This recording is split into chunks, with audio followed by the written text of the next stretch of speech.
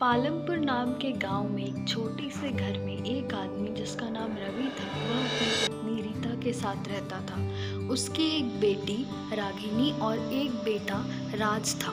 कुछ ही दिनों में उसकी बेटी की शादी हो गई और वह अपने ससुराल खुशी खुशी चली गई। उसके ससुराल में उसकी सास और ननंद थी।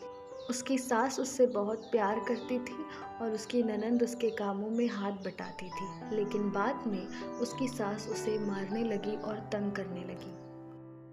कुछ ही दिनों में उसकी ननंद की भी शादी हो गई और वह अपने ससुराल में खुशी खुशी रहने लगी।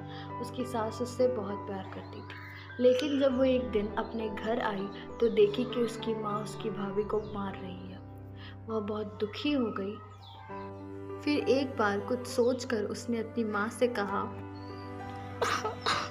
माँ, मेरी सास मुझे बहुत मारती है, वह मुझे बहुत तंग करती है, मुझे खाना भी नहीं देती है। क्या वो तुम्हें मारती है? वो ऐसे कैसे कर सकती है? मैं कल ही उससे बात करूंगी।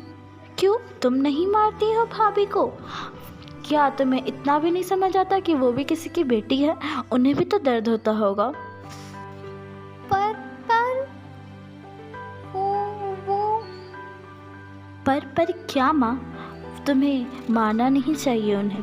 तुम्हें समझना चाहिए कि वह भी किसी की बेटी है। जैसे मैं हूँ तुम्हारे लिए, वैसे वो भी है तुम्हारे लिए। हाँ, तुम सही कह रही हो।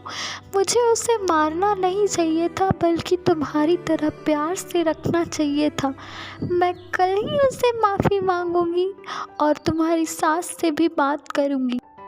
फिर उसकी बेटी उसे बता देती है कि वह यह सब नाटक कर रही थी ताकि उसे यह सब एहसास हो जाए। और फिर वह अपनी बहू से माफ़ी मांगती है और सब खुशी खुशी रहने लगते हैं।